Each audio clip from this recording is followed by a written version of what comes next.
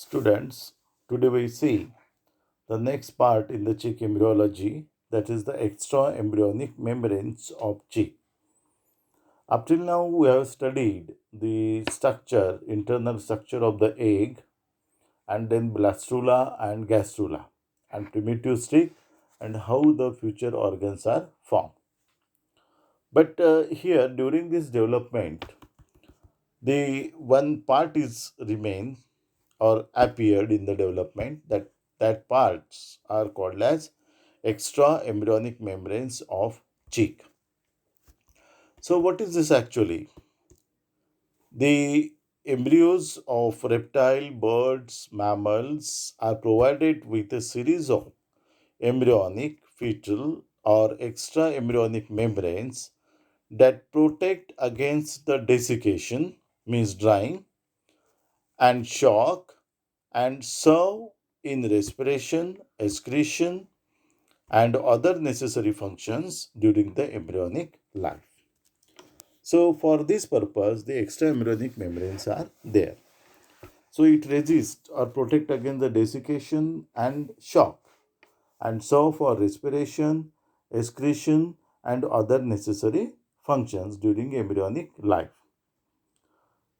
So, actually, they do not enter into the formation of embryo itself. Okay, but are external to and devoted to one way or other to the care and maintenance of the embryo. Collectively, these structures are spoken as extra embryonic membrane. So here, see this diagram. Here embryo is there. You can see the amnion. See the labeling: amnion, allantois, yolk sac, and chorion. These are extra embryonic membrane of the chick. So collectively, it is for the maintenance of the embryo. So the pregnancy or this development of embryo should go on smoothly. That is the function of this extra embryonic membrane. Now, the types of extra embryonic membrane, how many types are there? Number one, yolk sac. Number two, amnion. See the diagram here. Yolk sac, amnion, chorion, and the allantois. So these four membranes are there, extra embryonic membranes are there. Yolk sac encloses a mass of yolk, that is yellow part. Amnion, it surrounds the embryo. See the diagram. It surrounds the embryo. Chorion or serosa, it is outermost membrane which is protective and respiratory in function. Chorion. And allantois, its main function is excretion, but it also acts as an embryonic respiratory surface in reptiles and birds. So these are the functions of the extra embryonic membrane in short. So we will see in detail. The first one, that is the yolk sac. So in birds, the somatoplure and sprancloplure develop from the periphery of the blastodisc, which is differentiated as area opaca. We know that. We have studied this. These gradually spread peripherally over the yolk mass, that is yellow mass, and soon afterward, the embryo begins to undercut by a series of folds which appear all around the body of the embryo. The folds involve all three germ layers, that is ectoderm, mesoderm, endoderm, and directed downward and inward. These are known as the body folds. See here the diagram.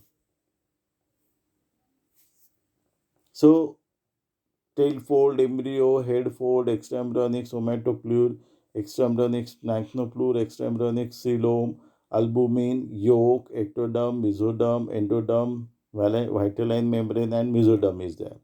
So it surrounds the yolk. Yolk is, that is a yellow part of the egg, and that covered is called as yolk sac. It is called as yolk sac. See here, the surrounding, the whatever the extraembryonic splanchnoplure and a extraembryonic coelom is there, somatoplure and splanchnoplure, it converts that covers the whole yolk part, that is the yolk sac. Now the functions. The main is the functions. What is the function? Before that, the middle of the embryonic gut remains open to the yolk beneath, and at this level, the yolk sac is connected to the digestive tract by constricted yolk sac. Now, the functions.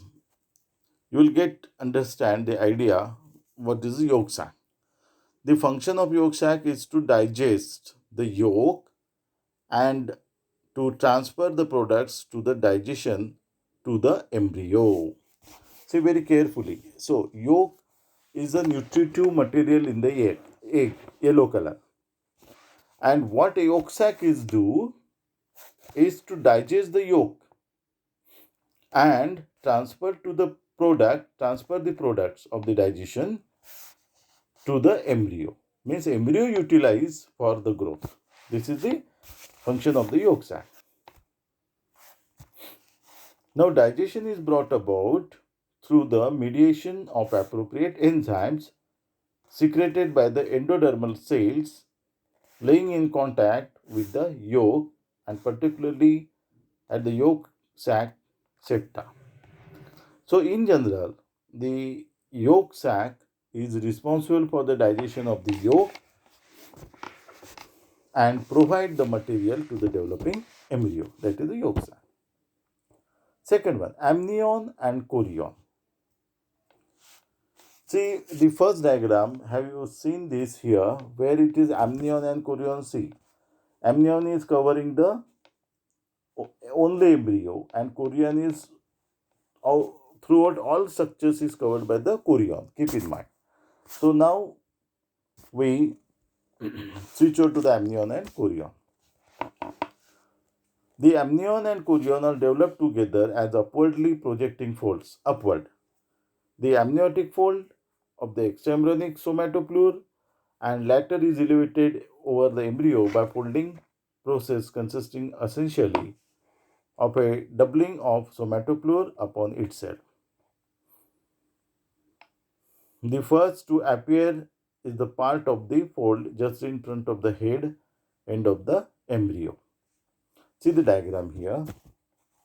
So every time you need the diagram and you will get the idea. See, amniotic fold, we are looking for amnion and chorion. See, amniotic fold that covers the embryo, and chorion. Chorion is the whole part. So here amniotic, only amnion is shown, and the functions of amnion is what? The primary function of amnion is to protect the embryo. See, since it covers the embryo, means it is for protection of the embryo from desiccation, means drying. The embryo gets special advantage by the development of fluid-filled amniotic cavity. So when it get complete, the fluid is there, and that fluid is called as amniotic cavity, and fluid is there. It protects the embryo from the drying or desiccation. It becomes immersed in a container filled with fluid and thus carry out its development in a fluid medium. So, in a fluid medium, the embryo is grown. This is the amnion. Then muscle fiber differentiate within the mesoderm of the amnion. The amnion with its muscle fibers contain fluid serve as an efficient shock absorber. So if suppose the movement is there and it acts as a shock absorber. Okay. Now we switch over to the next, that is the chorion. So in the chorion, it surrounds whole embryonal part and other extra embryonic membrane. See the diagram. So here chorion is there, and now you see how the chorion is entangled or cover whole thing of the egg. So the amnion consists of a layer of extraembryonic ectoderm on the inside and a layer of extraembryonic somatic mesoderm the outside. The chorion is made up of a layer of extraembryonic mesoderm on the inside and latter is however continuous with the ectoderm and splanchnic mesoderm converging the yolk sac. See, it covers the whole yolk sac. And the cavity between the amnion and the embryo is termed as amniotic cavity. See here, amniotic cavity is there. See, amnion covering the amniotic cavity and here chorion is there. And the cavity between amnion and the embryo is amniotic cavity, and in between the amnion and chorion is the chorionic cavity or extraembryonic coelom. So this chorionic cavity, just I will show you the labeling. See here, chorionic cavity, that is extraembryonic coelom. See, the cavity which covers whole part of the egg, that is chorionic cavity. Now we see the functions. The chorion, the fluid of the chorionic cavity, which is also called as extraembryonic coelom, provides further protection to the embryo. So it is also for the protection of the embryo because it covers whole thing. So for giving protection to the whole developing embryo, it provides space into which the allantois can expand itself at a later stage. So it will give the space for expanding the embryo. The chorion joins which allantois with the allantois and plays an important role in gaseous exchange through the porous shell. See, this is most important. Chorion joins with the allantois. So allantois is here. See here, allantois stalk, allantois and chorion joins together to form a for the exchange of gases from the porous cell. It is very simple, but you have to draw the diagram every time. Okay. Now we switch over to the last one, that is the allantois, the last membrane. So where it is located, we will go to again first diagram. See, this is most important diagram, allantois. See the diagram, and now we switch over to the fourth extraembryonic membrane, that is allantois.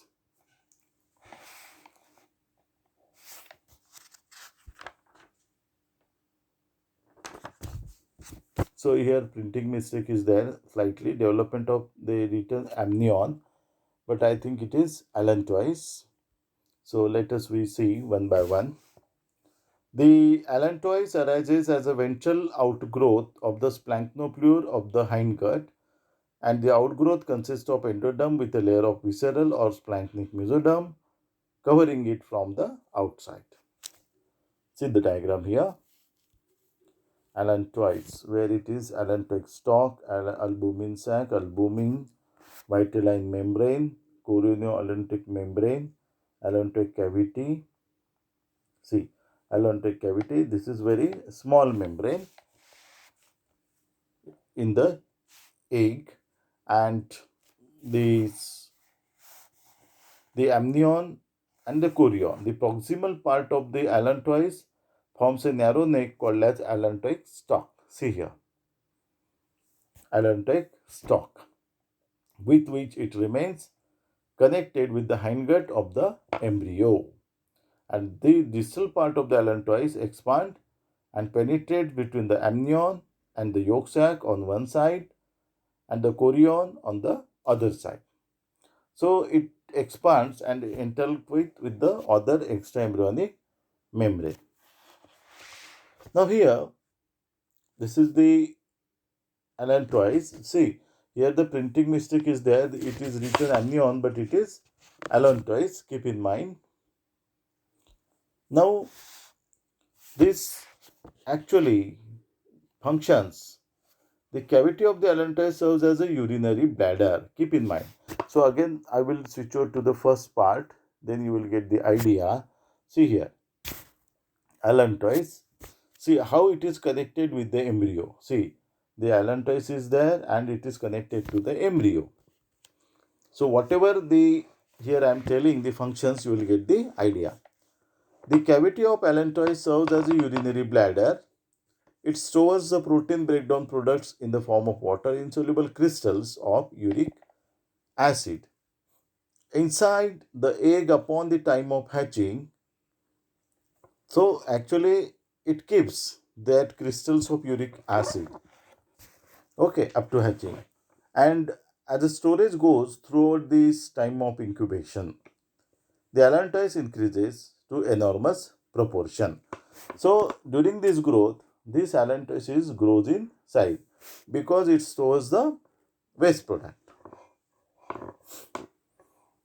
The vascular chorioallantic membrane lies in close proximity to the inner surface of the porous shell. So see it is that chorioallantic membrane is lies close proximity to the porous cell. So because of that, it acts as an embryonic lung, extra embryonic lung, by supplying the embryo with the oxygen. So here the gaseous exchange is taking place. See the diagram, and this is the it is nearest to the shell and gaseous exchange are taking place, O2, CO2, and network of blood vessels develops in this membrane, and this network is in communication with the embryo proper by means of a blood vessel running along the allantoic stalk. See here. So it is connected to the embryo and gaseous exchange is taking place. So how it is possible gaseous exchange? Because the blood vascular system is in allantois membrane. See here, again we will go to the that last diagram. See, then the vascular chorioallantic membrane lies in close. Oh yes, okay. Now the third one, that is together with the chorion, the allantois also surrounds the albumin to form a albumin sac and thus assist in the absorption of nutritionally rich albumin. So it covers the albumin also, and the nutritious material is supplied to the developing embryo. So this is all about extra embryonic membrane of the cheek. So keep in mind, this is very easy, but you don't get confused with the names, and every time you have to draw the diagram for each and every membrane. Okay, thank you.